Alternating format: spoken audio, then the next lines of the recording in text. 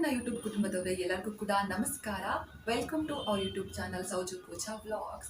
ಯಾವಾಗಲೂ ನನ್ನ ಯೂಟ್ಯೂಬ್ ಚಾನಲಲ್ಲಿ ವಾಯ್ಸ್ ಓವರ್ ಕೊಡ್ತಿದ್ದೆ. ಆ ದಿನದಲ್ಲಿ ಏನೆಲ್ಲ ಮಾಡ್ತಾ ಇದ್ದೆ ಅದ್ರ ಬಗ್ಗೆ ಎಲ್ಲ ಜಸ್ಟ್ ವಾಯ್ಸ್ ಓವರ್ ಕೊಟ್ಬಿಟ್ಟು ಅಪ್ಲೋಡ್ ಮಾಡ್ತಾ ಇದ್ದೆ.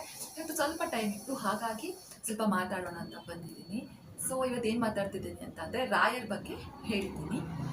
ಇವತ್ತು ಗುರುವಾರ, ರಾಯರ ವಾರ.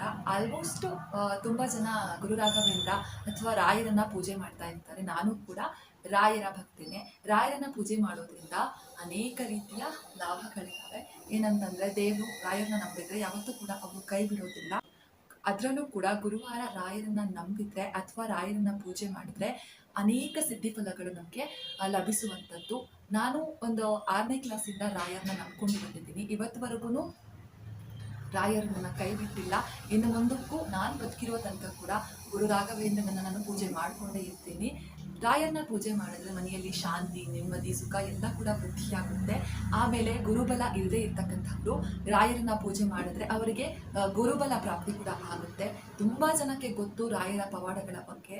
ನನಗೂ ಕೂಡ ರಾಯರ ಪವಾಡಗಳ ಬಗ್ಗೆ ಒಂದು ಅನುಭವ ಆಗಿರುವಂಥದ್ದು ಏನು ಅಂತಂದರೆ, ನಾನು ಒಂದು ವಿಡಿಯೋ ವೈರಲ್ ಆಗಿದ್ದು ನೋಡಿದೆ. ಆ ವಿಡಿಯೋದಲ್ಲಿ ರಾಯರ ದೀಪ ತಂತಾನೆ ಅಲ್ಗಾಡುತ್ತೆ. ಅದನ್ನು ನೋಡಿಬಿಟ್ಟು ನಾನು ಅವತ್ತು ಏನು ಅಂದ್ಕೊಂಡು ಮಲಗ್ತೆ ಅಂತಂದರೆ, ಯಾಕಪ್ಪ ತಂದೆ ಎಲ್ಲರಿಗೂ ನಿನ್ನ ರೂಪ ನೀನು ತೋರಿಸ್ತೀಯಾ, ನನಗೆ ಮಾತ್ರ ನಾನು 6ನೇ ಕ್ಲಾಸಿಂದ ನಿನಗೆ ಪೂಜೆ ಮಾಡ್ಕೊಂಡು ಬಂದಿದ್ದೀನಿ, ನನಗೆ ಇವತ್ತುವರೆಗೂ ನೀನು ನಿನ್ನ ರೂಪ ಆಗಿ ನಾನು ಇದ್ದೀನಿ ಅಂತಾಗಲಿ ನನಗೆ ಯಾಕೆ ತೋರಿಸಿಲ್ಲ ಅಂತ ಜಸ್ಟ್ ನನಗೆ ನಾನೇ ಕ್ವಶನ್ ಮಾಡಿಕೊಂಡು ಆ ರಾತ್ರಿ ಮಲಗಿದ್ದೆ. ಆ ರಾತ್ರಿನೇ ನನಗೆ ಒಂದು ಕನಸು ಬೀಳುತ್ತೆ. ಆ ಕನಸಲ್ಲಿ ನಾನು ಮಂತ್ರಾಲಯ ರಾಘವೇಂದ್ರ ಗುಡಿ ಹತ್ರ ಹೋಗಿರ್ತೀನಿ.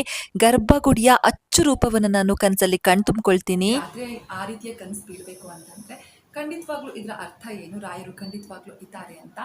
ನನಗಂತೂ ತುಂಬ ವರ್ಷದಿಂದ ರಾಘವೇಂದ್ರ ಮಠಕ್ಕೆ, ಮಂತ್ರಾಲಯಕ್ಕೆ ಹೋಗಬೇಕು ಅಂತ ತುಂಬಾ ಆಸೆ ಇದೆ. ಬಟ್ ಗೊತ್ತಿಲ್ಲ, ಇದುವರೆಗೂ ಹೋಗೋಕ್ಕಾಗಿಲ್ಲ. ಯಾವಾಗಲೂ ಪೂಜೆ ಮಾಡಿದಾಗ ನಾನು ಕೇಳ್ಕೊಳ್ಳೋದು ಒಂದೇ, ನಾನು ಯಾವಾಗಪ್ಪ ನಿನ್ನ ಸನ್ನಿಧಾನ ಕರ್ಕೊಳ್ತೀಯಾ ಅಂತ.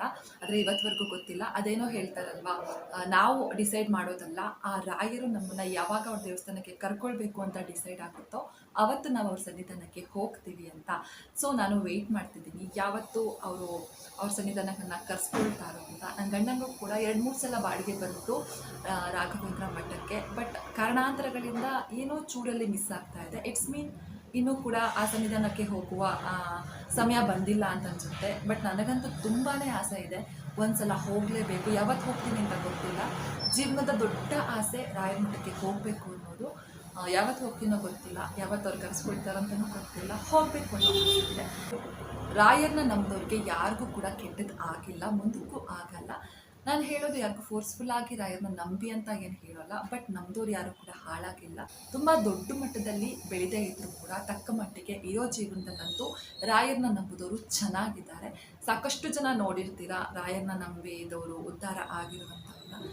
ಸೊ ಇದಿಷ್ಟು ನನಗಿವತ್ತು ಹೇಳ್ಕೋಬೇಕು ಅನ್ನಿಸ್ತು. ಸೊ ನಾನು ಹೇಳ್ಕೊಂಡಿದ್ದೀನಿ. ಏನು ಅನ್ನಿಸ್ತು ಅನ್ನೋದನ್ನ ಕಮೆಂಟ್ ಮಾಡಿ. ಹೀಗೆ ನಮಗೆ ಸಪೋರ್ಟ್ ಮಾಡಿ.